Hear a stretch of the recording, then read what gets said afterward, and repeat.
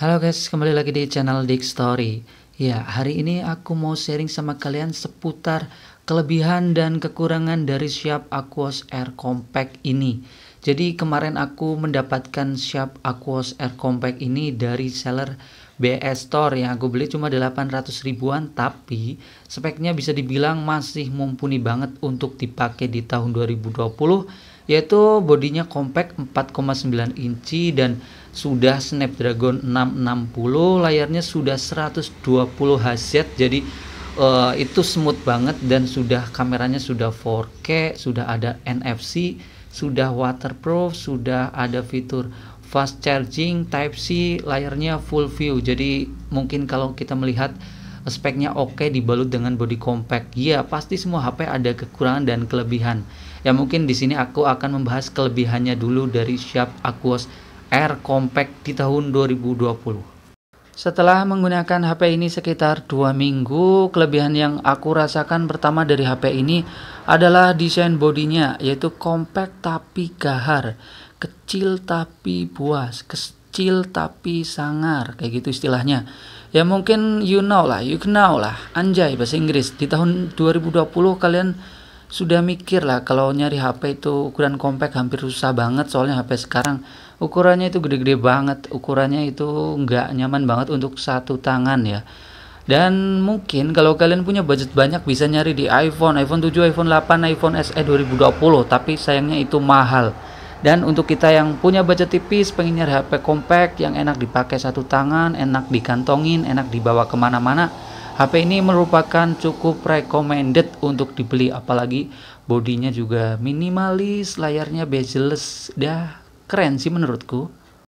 Oke, dan kelebihan yang kedua dari HP ini merupakan kelebihan yang paling mencolok menurutku sendiri, yaitu dari segi perlayar-layaran. HP ini memiliki layar yang sudah Full HD 1080 pixel kali 2000 pixel, terus kerapatannya sudah 470 ppi. Ini sudah di atas HP-HP pada umumnya, dan yang bagus banget adalah sudah memiliki refresh rate flagship level di 120 Hz. 120 Hz itu adalah refresh rate HP-HP flagship yang harganya itu belasan juta, dan di sini akan mendapatkan pengalaman baru untuk scrolling yang 2 kali lipat dari HP biasa, lebih smooth. Karena HP biasa cuma 60 Hz saja, di sini 120. Jadi kalian fix memakai HP ini akan mendapatkan pengalaman baru untuk aktivitas perlayaran, scrolling, dan responsivitas layar, kerapatan, banyak banget pokoknya. Ini dari segi layar oke banget menurutku. Oke, dan selanjutnya kelebihan yang ketiga dari HP ini adalah dari segi sistem operasinya. Ya mungkin kalian tahu kalau HP ini adalah dirilis pada tahun 2017, tapi untuk sistem operasinya sudah nggak cupu-cupu banget, karena sudah memiliki chipset Snapdragon 660 yang aku rasa kalau di tahun 2020 ini sekelas HP 2-3 jutaan lah, dan memiliki RAM 3GB, internal 32GB, Androidnya di 8 Oreo. Aku rasa dengan perpaduan sistem operasi seperti itu masih ngebut dan stabil untuk menjalankan aplikasi ataupun gaming ya. Jadi untuk performanya aku rasa bahkan lebih adem dibanding chipset Snapdragon 800-an ya. Kayak di 820, 810 itu panas dan gampang lag. Kalau di sini bisa dikatakan cukup stabil dan jarang banget ada kasus lag-lagan meskipun menjalankan banyak aplikasi. Oke guys, anjay guys. Jadi kelebihan yang selanjutnya adalah yang keempat, atau yang berapa nih, aku rada kurang ngeh. Ya bodo amat dah. Yang penting kelebihan yang selanjutnya adalah dari segi pengecasan. Ya HP ini sudah memiliki USB Type C ya. Jadi tahun 2020 punya budget tipis tapi sudah bisa Type C. Ya soalnya kalau kita beli HP baru nyari Type C itu paling minimal di 1.500.000, itu pun di HP Xiaomi. Kalau di merek lain jangan berharap. Ya, pengecasan di HP ini intinya sudah quick charge di 3.0, USB Type C, fast charging di 18 watt. Jadi untuk pengecasannya sendiri di HP ini bisa dibilang cepet banget, apalagi karena baterainya kecil, cuma 2500 mAh. Dan dengan adanya USB Type C, kita nggak usah khawatir kalau untuk penggunaan jangka panjang. Ini kan adalah USB tipe masa depan istilahnya kayak gitu, nggak jadul dan mungkin ke depan juga akan Type-C semua. Jadi ya aman dah untuk teknologi Type-C ini. Oke, dan kelebihan yang selanjutnya, yang kelima adalah dari segi kamera belakang, khususnya bagian video. Ya mungkin kalian sudah tahu lah kalau di tahun 2020 untuk segi kamera foto mungkin HP 1 jutaan sudah bagus-bagus, sudah ada fitur-fitur gimmick naik mode atau apalah terserah bokeh kayak gitu. Tapi untuk hasil video itu tetap aja masih burik dan kayak gempa. Tapi di HP Sharp Aquos Air Compact ini bisa dibilang sudah 4K, stabilisasinya itu menurutku lebih bagus dari Sony Xperia. Itu menurutku karena aku pengguna Sony dan audionya juga terbilang cukup bagus. Dan ini adalah contoh video 1080 pixel dengan stabilisasi dari Sharp Aquos Air Compact ini dibawa pakai motor.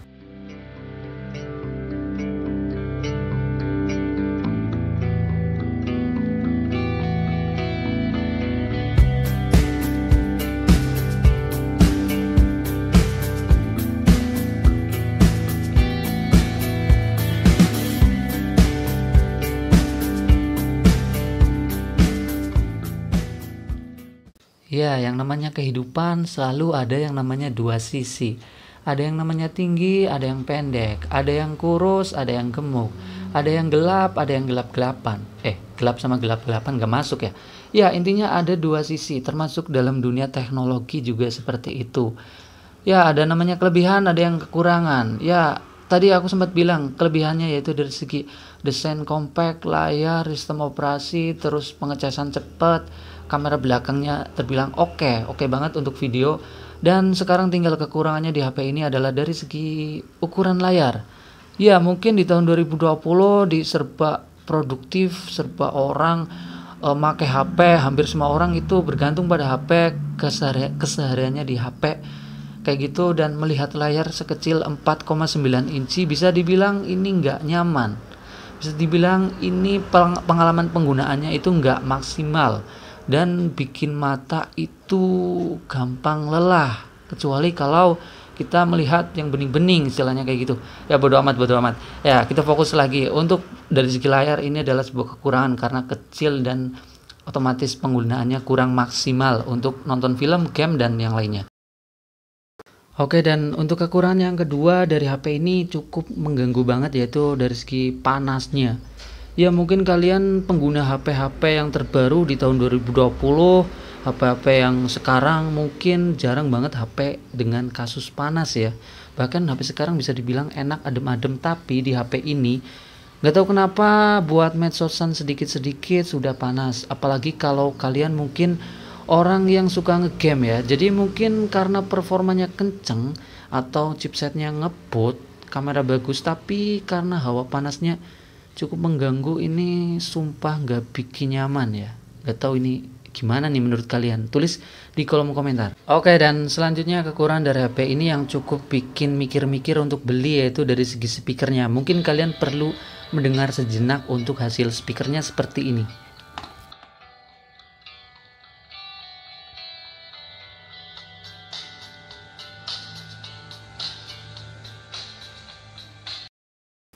Jadi maksud saya kalau kalian beli HP ini mikir-mikir alasan speaker adalah karena volumenya kecil.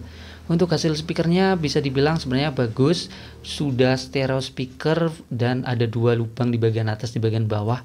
Cuma aku mikirnya di tahun 2020 orang itu banyak yang menggunakan HP buat kebutuhan kayak produktivitas, komunikasi. Di HP ini volumenya kecil, contohnya kalau buat video call itu susah banget ngedenger karena volumenya kecil. Tanpa headset itu kalian akan kesusahan, apalagi kalau video callnya di luar ruangan, apalagi di era sekarang mulai tren zaman sekolah online. Jadi dari segi speaker cukup minus untuk HP ini, volumenya terutama. Oke guys, dan kekurangan yang keempat ini mungkin akan bikin kalian stres sendiri kalau nekat menjadikan HP ini sebagai daily driver HP utama, karena baterainya itu boros banget.